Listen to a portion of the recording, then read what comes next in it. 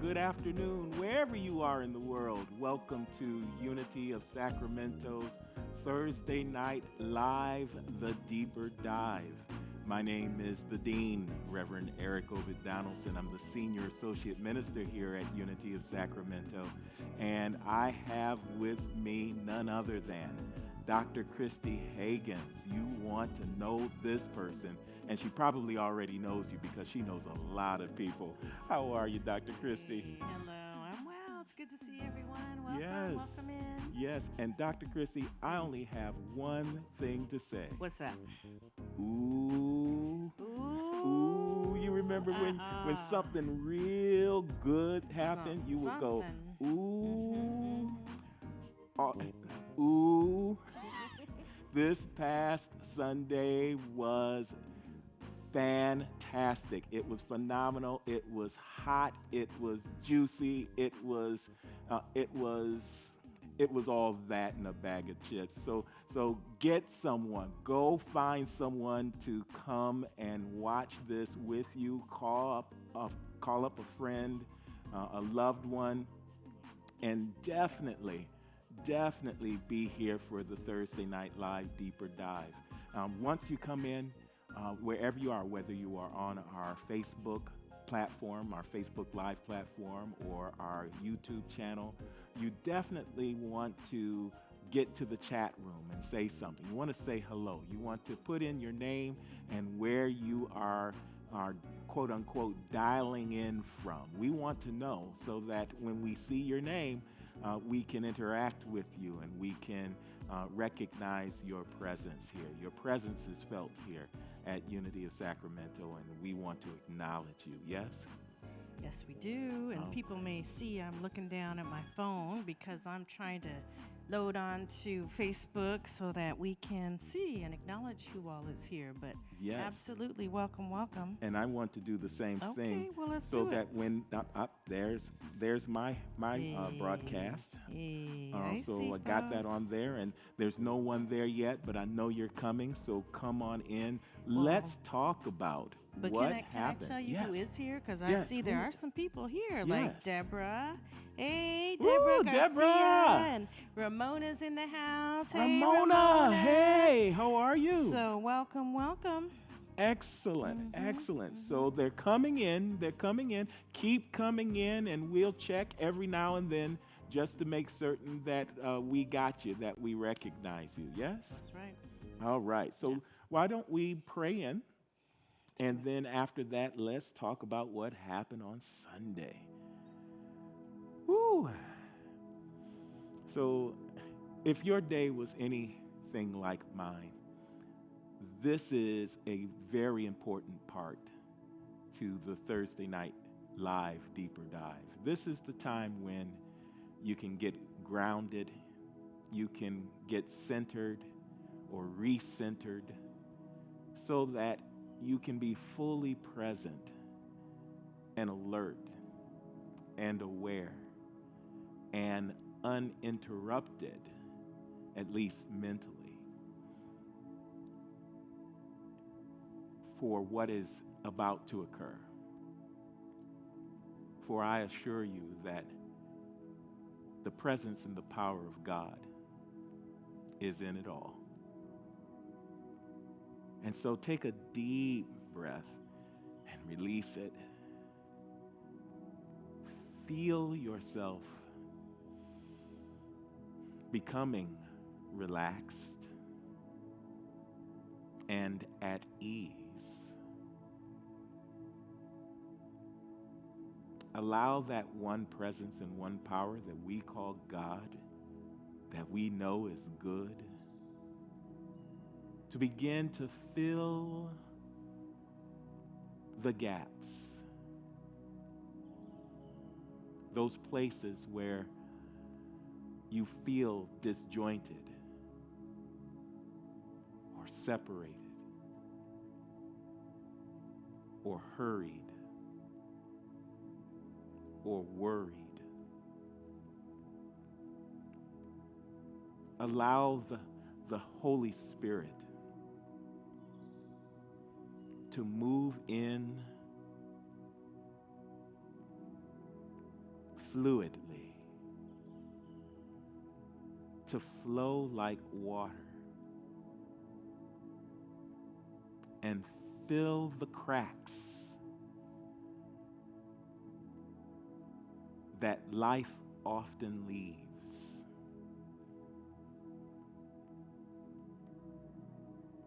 And as you do,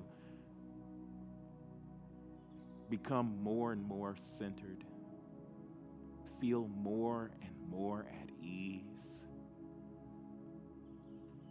and ready for the good that's ahead. Oh no, it won't miss you, for you're alive, you're alert, you're awake, and filled with enthusiasm.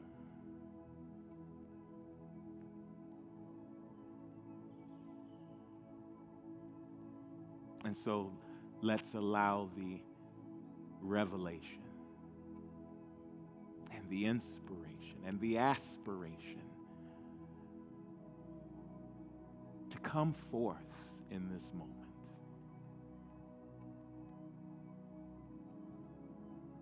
And enhance these wonderful moments we share together.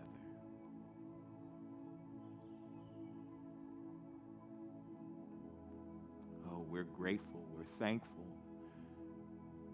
We appreciate all that God is doing for us right now. Thank you, God. So it is. So we are. Amen. Ashe. Namaste.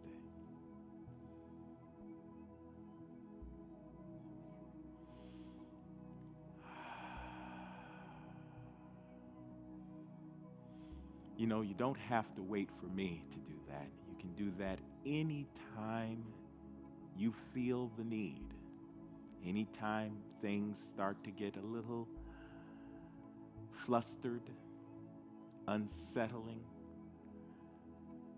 just take a moment.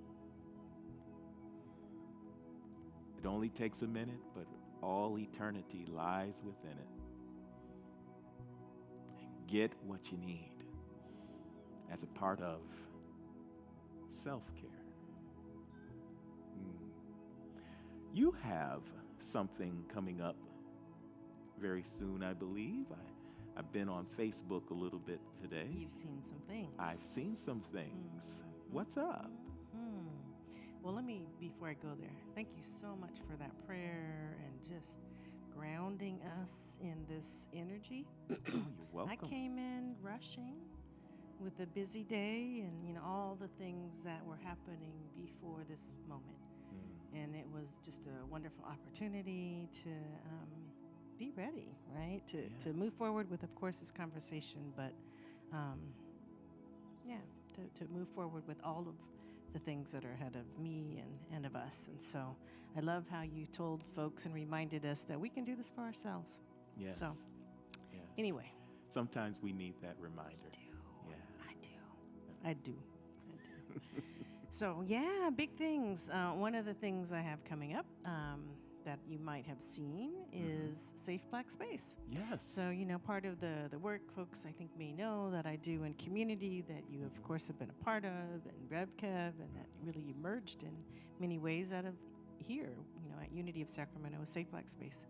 So community healing circles, right, that we do for the Black community to support and lift us and celebrate us, and particularly as we are dealing with so many issues of racism and its impact on our lives. And so that is a form of self-care. It's a form of community care.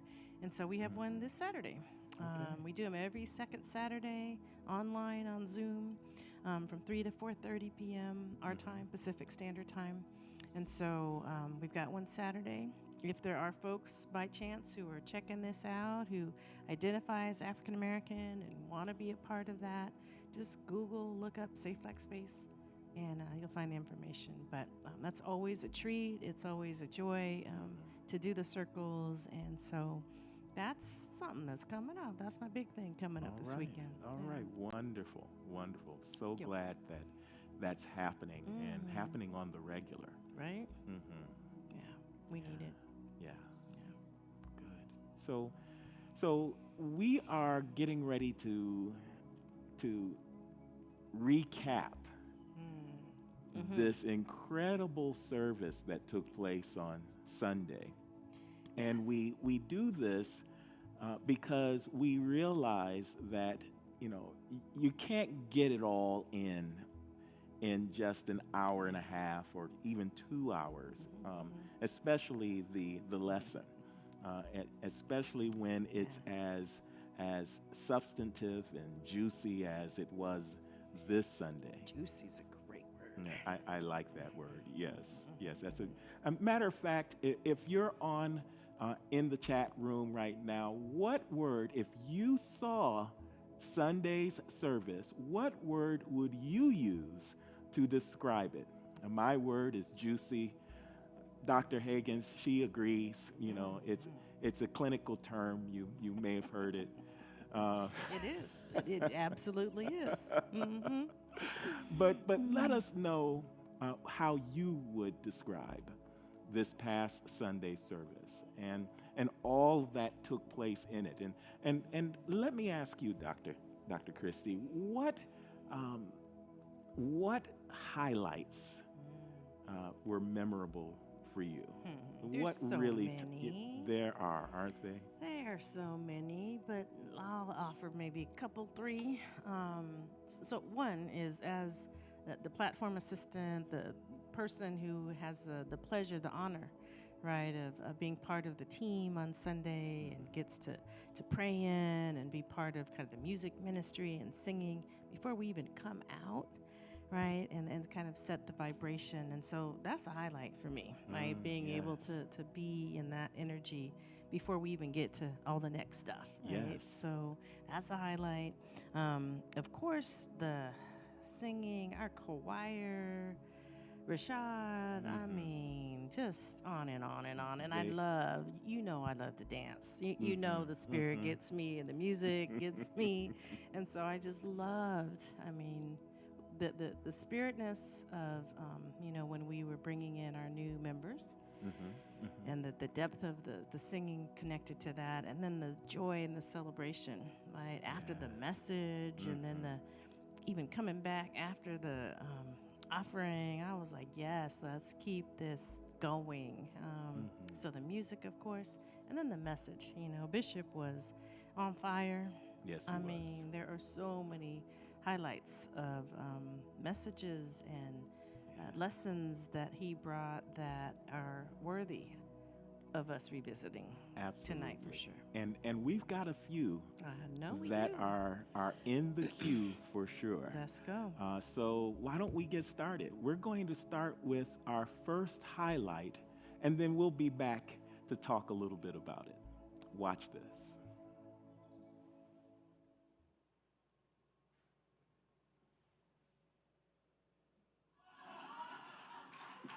He caught it before anybody else over there. The topic, of course, has been already spoken, the courage to shine. I actually wore this yellow shirt just to sort of demonstrate brightness because it draws attention to itself. And but let me start by saying that there is a light, there's brilliance buried deeply inside all of us.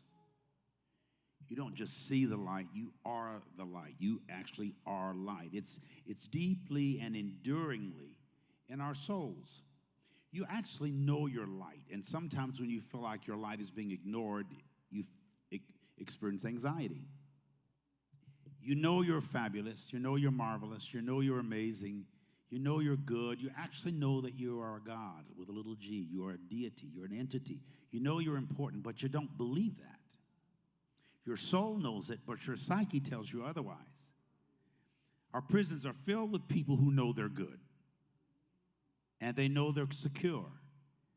They know they're wealthy, but because they don't believe it, they robbed a bank.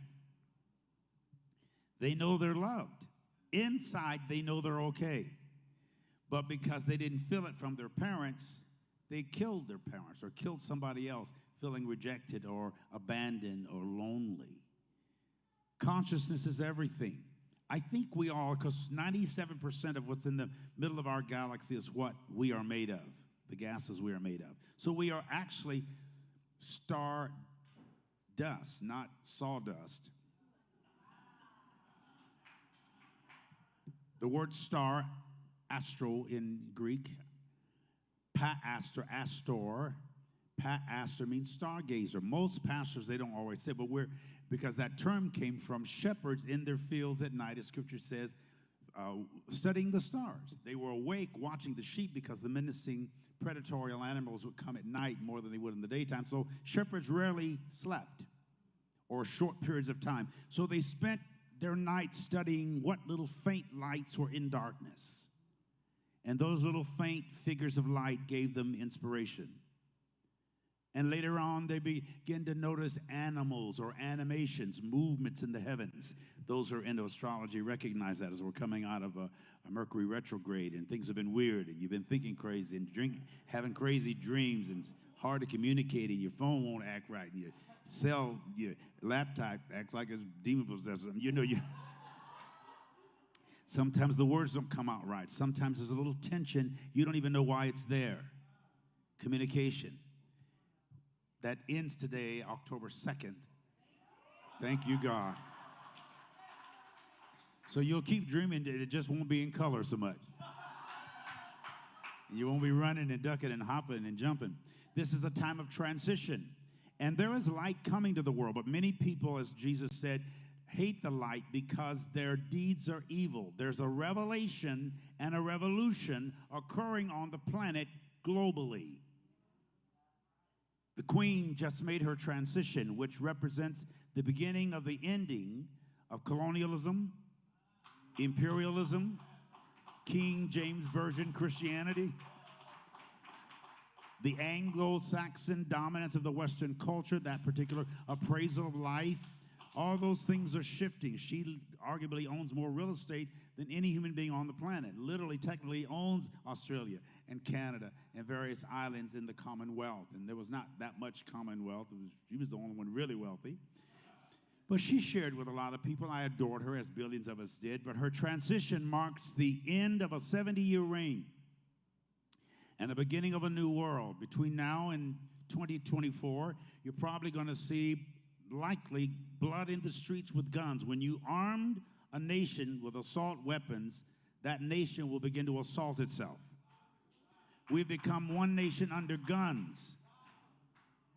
In guns we trust rather than in God in some of these realms. And so many of my evangelical fundamentalist Christians are behind that fear-based theology. Sometimes religious people can be very, very mean. And they're mean because they're mad. And they're mad because the God they worship has terrible anger management issues. And goes forth in tantrums like earthquakes and volcanoes and tsunamis and hurricanes and cancer and sugar diabetes and AIDS. I mean, that God's always throwing darts and always angry. That God of the Bible, and I don't believe in that God. I know about that God. That's the man-made God, in my opinion. And he's a psychopath. Wow. That's a lot to chew on, without a doubt. Oh, my goodness. I'm going to start with you. What did you hear in all of that? What stood out? So much. I mean, so much. What I would like to share with you is a line. He said so many good lines, I will say. They're not lines, right? But something that he said that stood out for me is this idea of revelation versus revolution. And that basically, like, we're in a time of transition right now, and change, and that there's a revelation and that's happening, right, as what may feel like is revolution that's happening as well. So kind of that really struck me. Yeah, there's definitely a distinction there between a revelation and a revolution. And yes, they can appear to be the same, or feel the same to a certain extent. Right. Because there's with a revealing that's like a veil coming off, a veil that's been on for such a long time, and that can be very disturbing. In other words, the sight of the light has been opened, and that can be. Remember, I said people can squint at your light. That's what that can look like, and it can also look like a revolution, which is something that we often think of as a something that's violent, and it can be, but it also can be something that is spreading. And so we have both of those dynamics occurring right now. We have something that is light-filled and revealing, that is spreading, and there are people who are squinting because of it, because they are so attached to the way it is or the way it was. Remember first, second, third force? Remember thesis, antithesis, synthesis? Go back a couple of weeks and you'll understand what all that means. That's what's happening. So things are agitated. Things are getting a little bubbly, and there will be a settling down for sure. I know that was just one of the things that you heard. Is there anything else that you heard? I mean, where he started at the beginning in terms of the courage to shine and right, this reality that we all possess that, right? Yes. And that we sometimes don't believe it or we forget it, but just anchoring in that, for me, I'm like, oh, that's my story. Yeah, the knowing it, you know. Go ahead, put it in the chat room. You know. You know. Just go ahead and admit it. You know. In fact, write this down. What is it that you're pretending not to know? Big question. What is it that you're pretending not to know? And you mentioned that this is your story. Tell us a little bit about your story. Really? Are you being the therapist today? All right. I'll give you some, and then I want to hear some from you, right? Okay, you got it. That's fair? That's fair? That's so fair. ask, what was the question again? So what is it that you know and you've known, but you didn't quite believe? Can be something I'm still working on? Yeah. Yeah. So it's related to where we started the conversation around safe black space. Right? There's a part of me that has always known this is your work. This is your direction. This is your lane to do healing work, to do spiritual work, to do work around diversity and black people in particular, and to be and live and do that, right? And so it's for a long time. My soul has been calling me and moving me in this direction, and I can, again, look back at my trajectory in my life, my history, my family, and say, yeah, this is it. And things have been unfolding famously, amazingly with the work and the opportunity to just spread in my own wings and to grow, but to create change at a much larger level than I ever anticipated. And yet there's still some small part of me that's like, who me? Wait a minute, right? God, are you sure? Right? That little Moses, right, part that's wondering, and kind of feeling a little bit lost, and yet trusting and knowing as I stay connected with faith. And I see it. I see the demonstration. And so it's the remembering that is important for me. Mm-hmm. Yeah. Yes, that knowing is something that is that I had to deal with as well, because I've known all along that this was my path, and I would say, nope, not it. I like commercials. I like advertising. I want to do that in the world, and this ministry thing is not my thing. I want to, and I was hearing what that looks like from outside of myself. So people around me, television, etc., they dictated how that appeared, and I wasn't with it. I was like, no, that doesn't seem like that I'm going to enjoy that. I'm a little wild and crazy, and I want that. I want to embrace that side of me, and so the answer was no to what I knew. Okay. Until I went full circle and had my awakening, my eyes wide open, and a realization that, hey, wait a minute, this is everything, there was a feeling that came with it.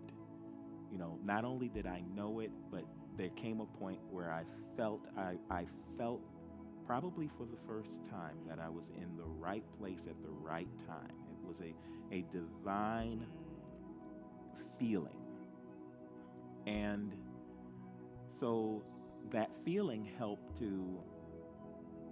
me to say yes to what I knew. And shortly after that, I began to believe. And like you, there's still some believing that is going on in me. I've always been a very introverted person. And whenever I talk, people would say, could you speak up, please? Could you speak up, please? Could you speak up, please? And now, not so much, but I am still very comfortable in the background. I'm a wizard, behind the veil kind of person. And look at me now, being the dean and all of that. So there's more for me to reveal that I know is mine to be and to do. And I want to ask those that are watching, what is it that you know that you haven't owned up to yet? That this is in your bones, it's in your gut. You know that you came here to express this, to do that, to be this. And what excuses have you agreed to that has allowed you to skate by in your comfort zone? And how has that stopped you from shining in the way that you know you ought to? You don't have to answer. This one is just for the contemplation. It's food for thought. And we're going to get into some more questions that Bishop Pearson has given us. But let's take a look at the next highlight and get some more of this good substance, this manna. Watch this.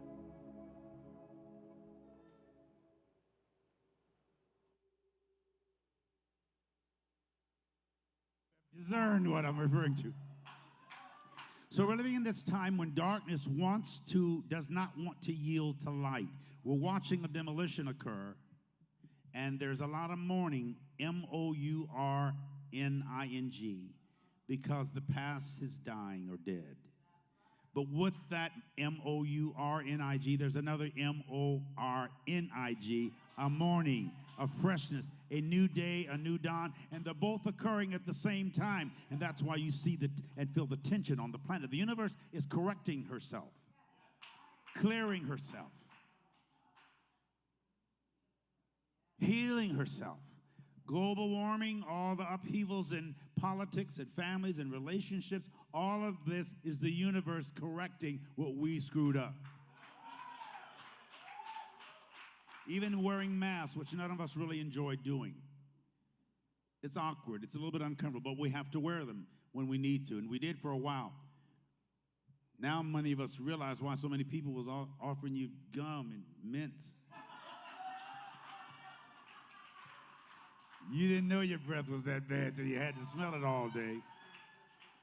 The problem in America is breath, pneuma, in Greek where we get the word pneumon, from the word pneumon, which is lung, or pneumatic, or pneumonia, breathing. Breathing is a metaphor for spirit, the breath of the nation. America has had to smell her own breath. And she doesn't like it. Because there's problems with truth. Mm-hmm. That last part was there's truth decay. Truth decay.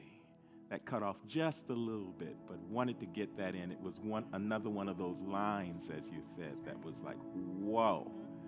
You know, what did you think about that statement? That one right there, that America is smelling itself. And suffering from truth decay, and he is on to something there as an analogy, and to me what feels like truth, right? The history that we have experienced, I'm talking like, hundreds of years ago, and I'm thinking particularly about marginalized communities and black community and so forth. But in the last, in particular, few years, witnessing what has been the experience of many people. Yes. Around the world. And so, that rings very true for me. It's the truth. He's speaking truth. Yeah, yeah. And I love his use of words. He has a wonderful way with words. He goes back into the origin of words, and astro, stars, astro, pastor, stargazing, looking up at the light, wondering where we're from and why I'm here, and all of that was so beautifully put. And then this part of seeing the past go, the way things have been are coming to an end, or the end of the age is occurring. That's how Jesus put it. I will be with you until the end of the age. And the opening up, the morning of a new one, of a new age where there is a critical mass of consciousness, something that people are agreeing no longer works. And so the people are ushering in a new way of being and doing things. It happens generationally. And think of it from, that would be the microcosm, yes? That would be the way that we can see this from a larger point of view. It's just to look at it from a generation. Generation after generation after generation, each generation brings in something new, and the previous generation hums and haws over it, yes? True, yeah. Every single one, from rock and roll to hip hop to, there's whatever the case may be. Fashion is another one of those things that generations coming forward are bringing in their own set of expression. And yes, they have yours as a foundation, but when they say, you know what, I want to express myself, I'm going through this right now in my own household. It's real. It's a real thing. Then, we want to, I don't think you should do that because, this might happen and that might happen. And to be able to catch myself and allow that to progress has been difficult. And so take that example of generations and now take it from a space of society, a space of humanity, that context. Oh my goodness, what's next? What are we ushering in? Or what's being ushered in that is corrective, that is healing, and all of the other descriptives that Bishop Pearson gave us. We're there. We are there. Not just America, but our globe, our world, our society as we now have it. Here's what I know. Here's what I know and what I believe. Talking about knowing and believing, right? Yep. I know that there's unlimited resources, that there's plenty to share and plenty to spare and plenty more after that. So in me, I know no one should be hungry on this earth. I know that there's plenty of resources for everyone to live abundantly, and no one should have to live in poverty. I know this. But then there's that question again. Am I knowing but not believing? How come these things are showing up in my world space? How come in my worldview? How come we still are dealing with these things in society? Yeah. I mean, Bishop brings up the big questions. And your response to that question? My response is his response. We are seeing a correction. I believe, I got to tell you this. Yeah, tell me. George Carlin, one of my favorite comedians, he had this bit where he talked about saving the earth. Everybody wants to save the earth. And of course, he would do it in his hippie style. Save the earth, man, peace and brotherhood. And then he scratched all that and said, the earth doesn't need saving. The earth knows how to correct itself. That's right. We're the ones that are in trouble because this earth understands how to shake off what isn't or correct what isn't appropriate for its survival. And then when I heard that as a little kid, because this was like early 70s, I said, oh my goodness, what corrections is this earth or is this universe creating? And I realized at that moment that it's all alive. It's all alive. And if it's all alive, then it all seeks to be in balance. Just like I seek to be in balance. My body, my being seeks to be in balance.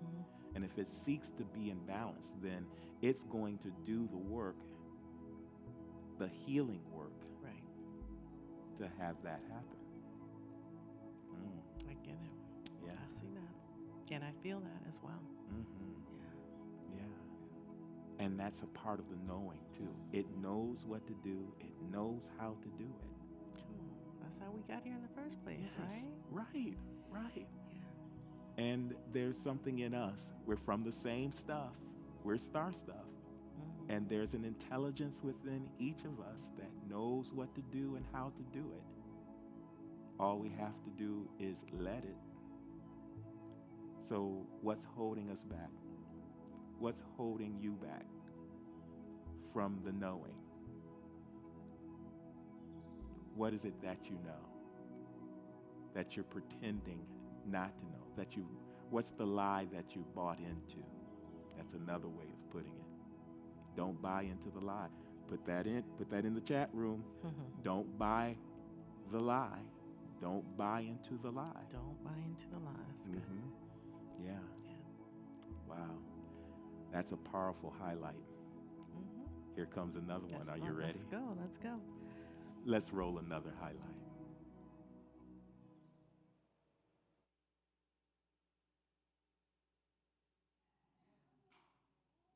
I like to ask this question everywhere I go. I may have here once before. What's working for you? Give it some thought. What's working in your life? What's working for you? And what's not working for you?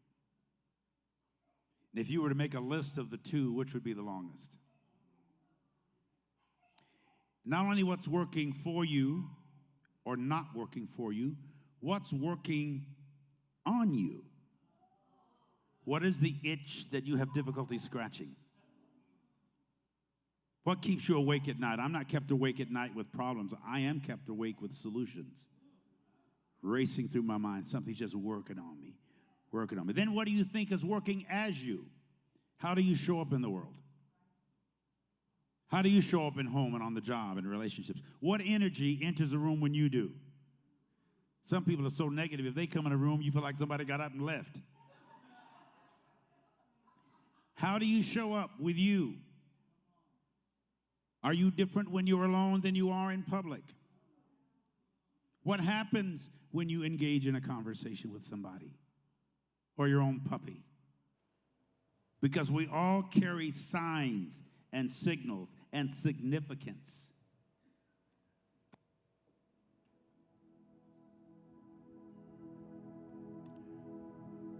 Did you hear that? Did you hear that? This is Bishop Pearson giving us a tool that we can use to get out of our non-belief. There's a scripture that says, Jesus, I believe, help my unbelief. This helps us to get out of our unbelief and into our knowing. Did you get that? Asking questions, it's kind of like a self-check, wouldn't you say? Absolutely. Yeah, asking those questions will allow us to know ourselves. And knowing thyself is a big part of the answer. And so those questions that Bishop Pearson was asking us to ask ourselves is a great way to understand not only how you got to where you are, but also how to get to where you're meant to be. To get in tune and in touch with that soul self that you are, that true self that you are. And with every question, there's an answer. You know what it reminds me of? What? It reminds me of breathing space. Oh, say a little bit more about that. Well, you know, and you know this because you read through the book every week that your platform sharing. And by the way, this past Sunday was exquisite. That was fantastic. Thank you. It was wonderful. I mean, the content is from, you and Rev Kev, so I am having the pleasure of being able to verbalize that. But so, Well, yeah, it's all I good. wasn't going to mention that, but since you did. Yeah, yes. But thank you so much. I'm glad. But you delivered it. You delivered it with power and with ease and with grace. It was juicy. It was so good that I was sitting next to Bishop Carlton. I don't think he'll mind me saying this. And I'm into the meditation. I've got my I got my palms up and whatnot, and after every other thing that Dr. Kristee would say, Bishop Pearson would go, go,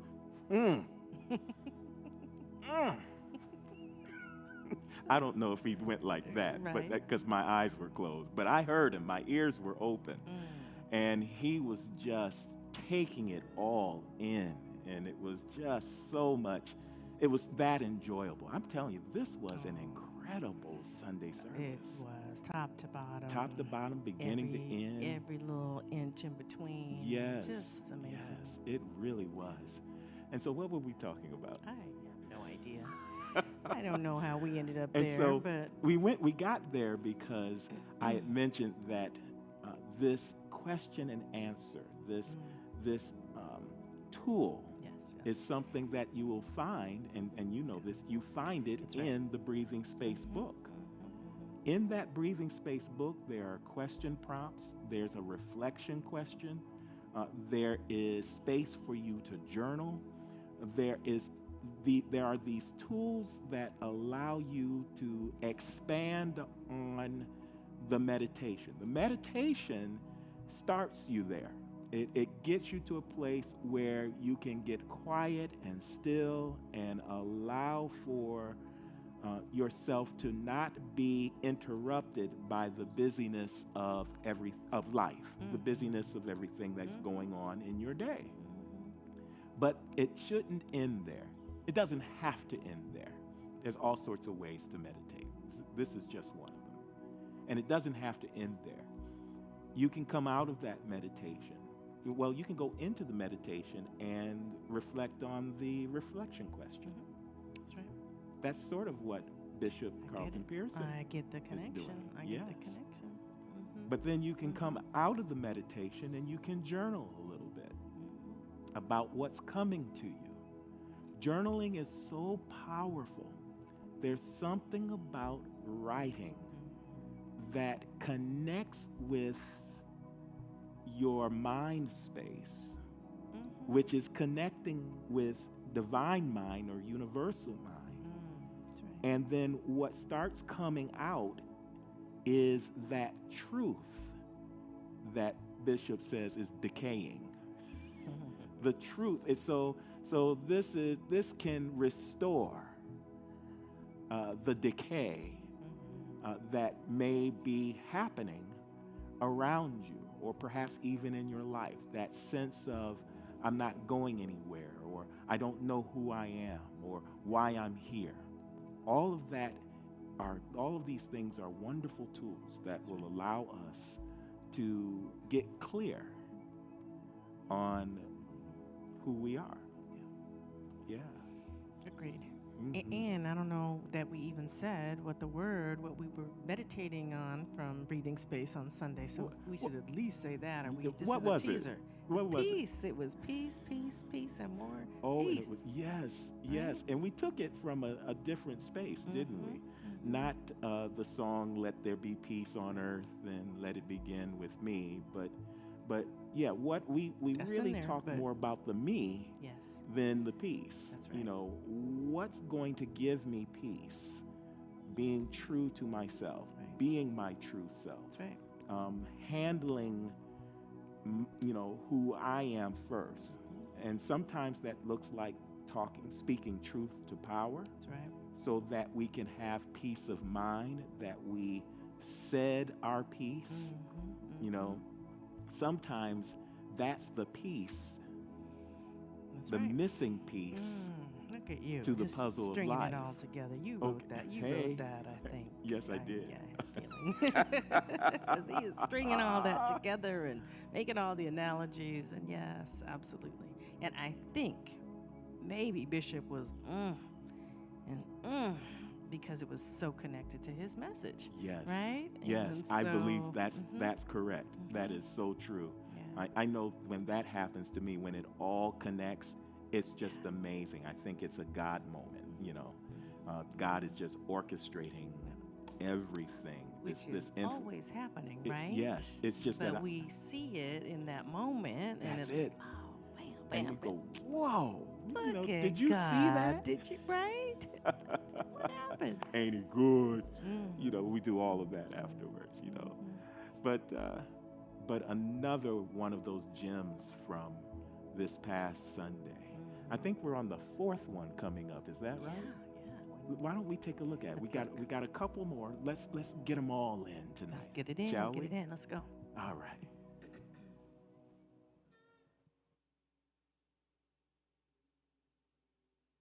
Be defined by the skin. I believe in that passage. I love the interesting conversation Jeremiah describes that he had with God when God speaks to him and says, before I formed you, not before I informed you. Before I formed you in your mother's womb, I knew you. That's a term of intimacy. That means I knew you and you knew me. We knew each other and became fertile and productive. I knew you and called you, summoned you. I called you and I coded you to be a prophet, which means a seer or a shower or a shiner. You came here knowing why you were sent. But between the womb and the tomb, you went through spiritual amnesia and you forgot what you know and started believing what you told, and that's what religion is.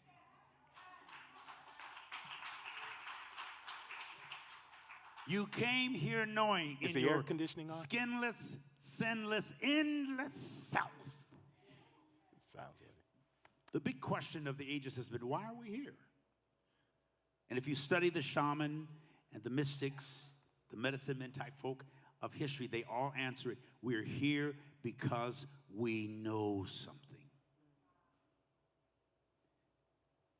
What do you know? I don't want to know what you believe. I want to know what you know. A lot of people know what they believe, but they don't believe what they know.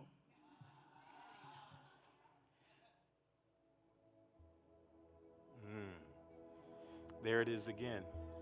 A lot of people know what they believe, but they don't believe what they know. And then something like religion comes in, which starts on the right path.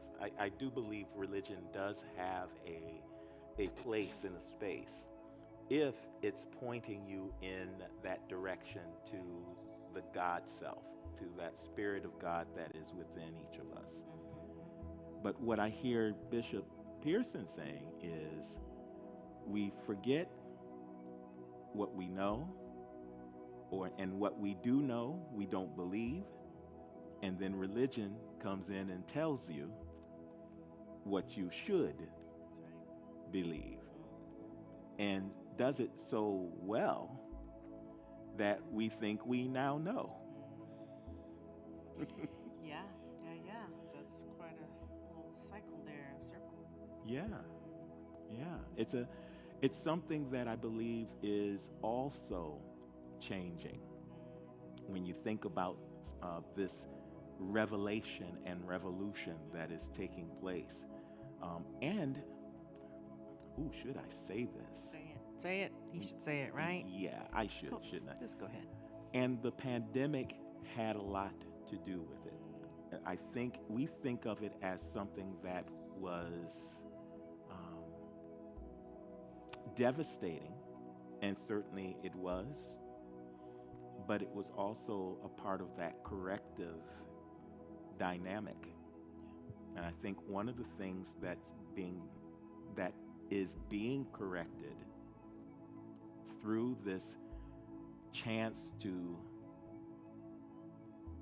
go home and be in place and sit still is that we now have an opportunity to look at what it is that we've been believing. I think it even has had an impact on the way that people see religion. Now, this has been happening for a long time. We've seen people here, we've heard people saying um, oh, I'm not religious, I'm spiritual, Yeah. which I think is profound and absolutely true. But now we are beginning to see people say, you know what?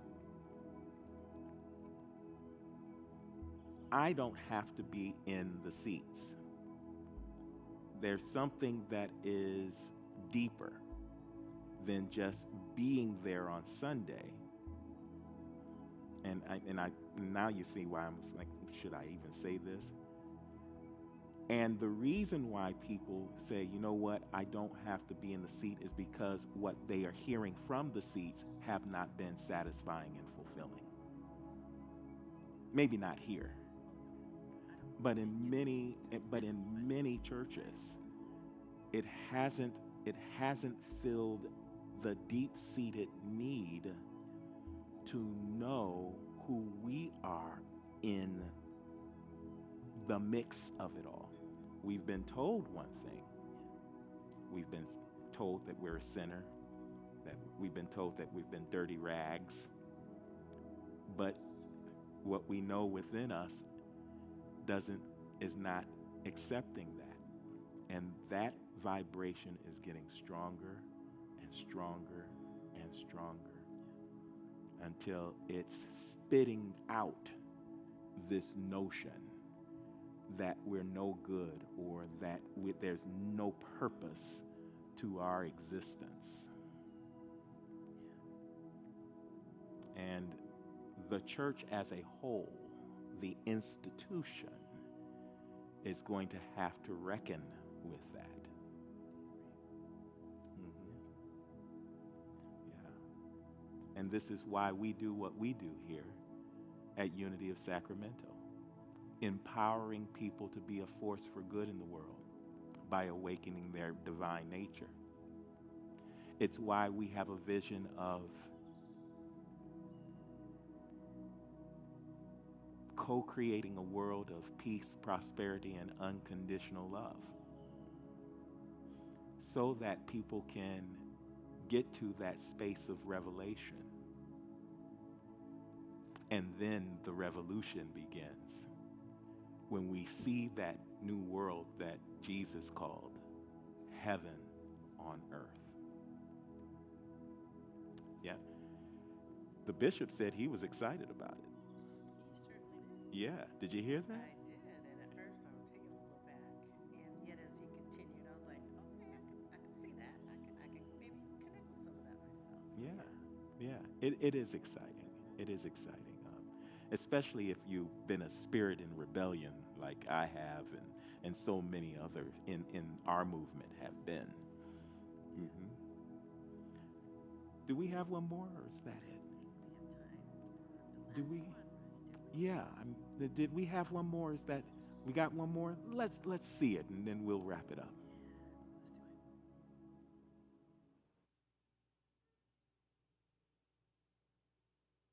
So I've learned to just relax and carry.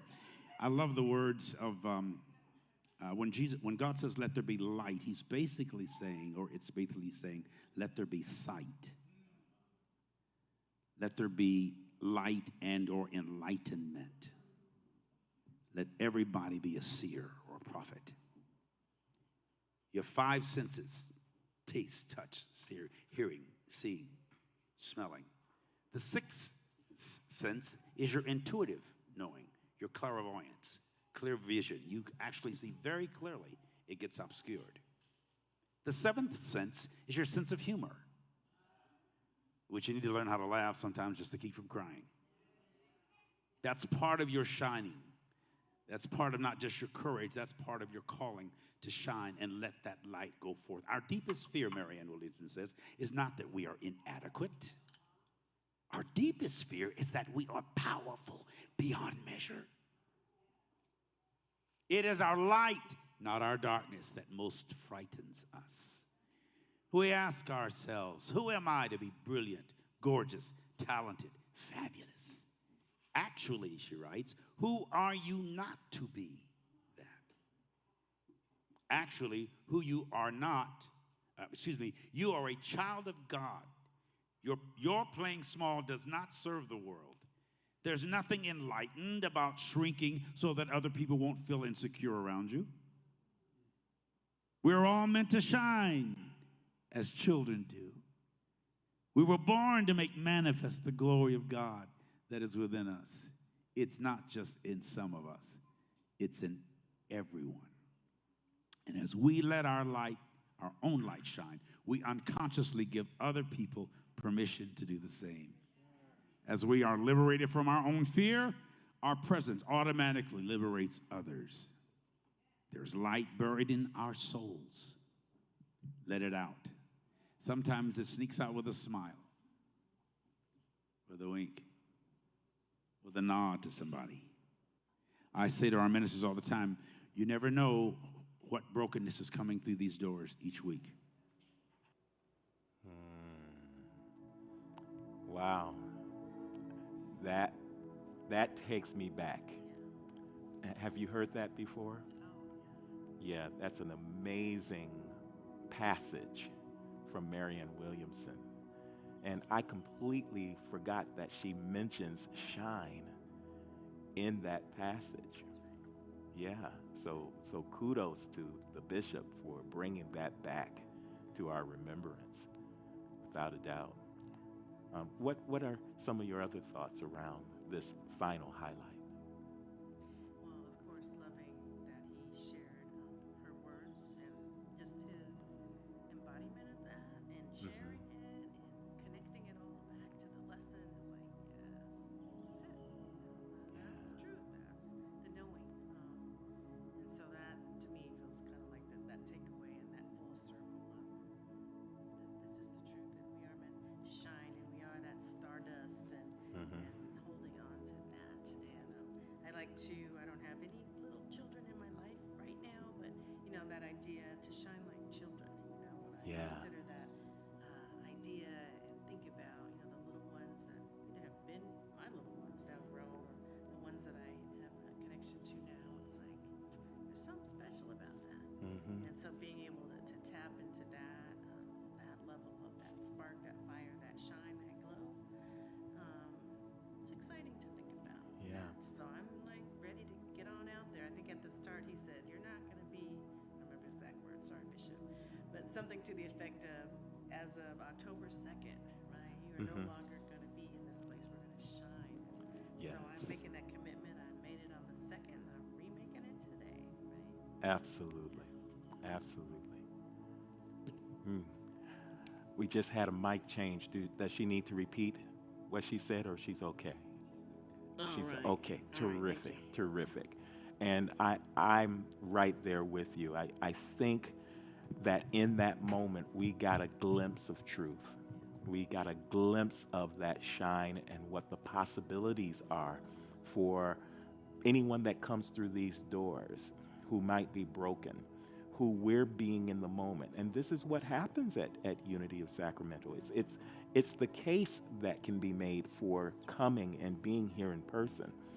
Because when you sit down and you're with others that have found their light, then it can get contagious. The happiness, the joy of that can spread like wildfire. And I shouldn't say that in California. But I get what you mean. yes. And that's what the call to action was. It was to let our light shine. It was to be like children and take in this opportunity. Take up this opportunity. Take up the mantle and allow ourselves to know who we are in the matter. Because as he said, and as Jesus said, and as it says in the Gospels, as it says in the Scripture, What does it say? we are God's. And let me clarify that. He clarified it by saying with a little g, not the big G, which is a great way of, I'm like, okay, great. But if that's not enough for you, we often say it this way: let God express in you, through you, as you. And if you're able to do that, if you can just get with one of those, or all three, but if you can get with one of those, then you're taking the right step toward showing and sharing your shine. There's still more that we could have covered. So much. We didn't even get to his antidote for cancer. He's cancer-free. He made the announcement on this platform. And I will just say this. He doesn't call it cancer, he called it teacher. Did you catch that one? He said, it's here, it isn't here to harm me, it's here to help me learn what I need to learn. So he said, I'm a good student, I'm a quick learner. So give me the lesson, I'll catch the blessing, and you get on out of here. Had to say that one because I think that's going to help someone along the way. Yeah.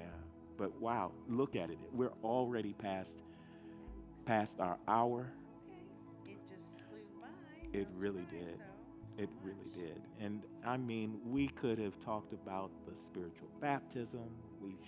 We could have talked about the incredible music. We could have talked about how people lingered after the service. They did not want to go home, as if, and I'll end on this, as though the energy was the room, but we were the ones supplying the energy. It was us on fire, lit up, and that cast the energy, the excitement. That was the reason. You were the reason no one wanted to leave. But here's the good news. When you left, you took it with you. So bring it on back next Sunday when we visit with the Mexico World Orphan Choir. Coming here Sunday, and you talk about energy, you talk about excitement, you talk about love. Oh my goodness. It just keeps, don't miss church, y'all. Don't miss church. That's what we say all the time. Oh, yes, so I'm so excited. Yeah. Let's end by giving you the opportunity to shine now for the sake of Unity of Sacramento. You know, we're touching a lot of lives through this live stream alone. We've had people come on from Australia, from South Africa, from overseas in many locations in all parts of the United States.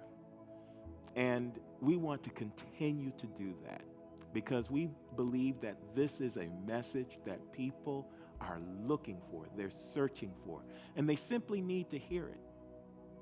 And your contribution, your financial contribution, helps us to do that and so much more here at Unity of Sacramento. We are indeed a force for good in the world, and we want you to be a part of that force for good. And we have wonderful ways that you can contribute to this, your ministry. And here are some of them now. Visit our website at www.unityofsacramento.com. Right there at the top of the front page, you will see a donation button. Click there to visit our safe and secure push-pay portal. Another easy way to give is through our Unity of Sacramento app. Download the app on your smartphone or tablet, and on the front page, look toward the bottom of the page for your giving heart, which will also take you to our push-pay portal. You can also write us. Send your letters to Unity of Sacramento, 9249 Folsom Boulevard, Sacramento, California, 95826. So many people are shopping online, and if that's what you like to do, then support us through Amazon Smile. Visit smile.amazon.com and designate Unity of Sacramento as your charity of choice. You will automatically be making a contribution to our beloved community. And of course, you can always make your donation by using Venmo or Cash App, as seen on your screen.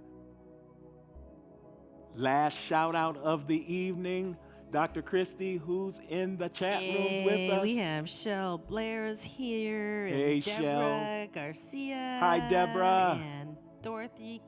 Oh, they're disappearing. Dorothy Castine is Mother here. Dorothy's happy birthday, Mother Dorothy. Happy She's birthday. an October baby. Amazing. And Ramona Hereford is here. Thank you for staying all the way, Ramona. I think Mel Dance is still here as well. Mel, so good to see you here. And Marche.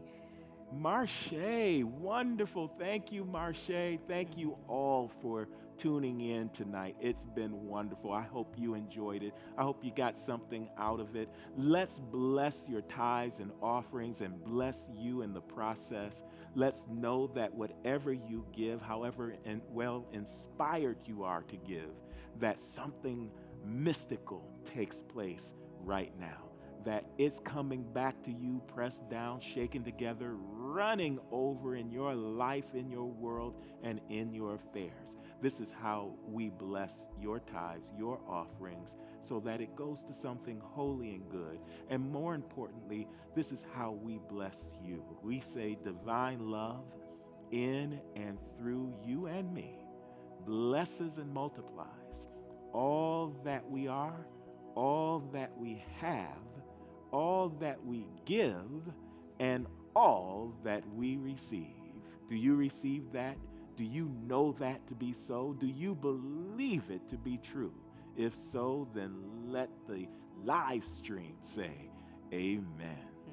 Amen. I had a great time. Thank you, Dr. Kristee, for doing this with me. It's always a joy. It's always a good thing. Mm-hmm. Thank you. And you're such a good listener because I'm such a great talker.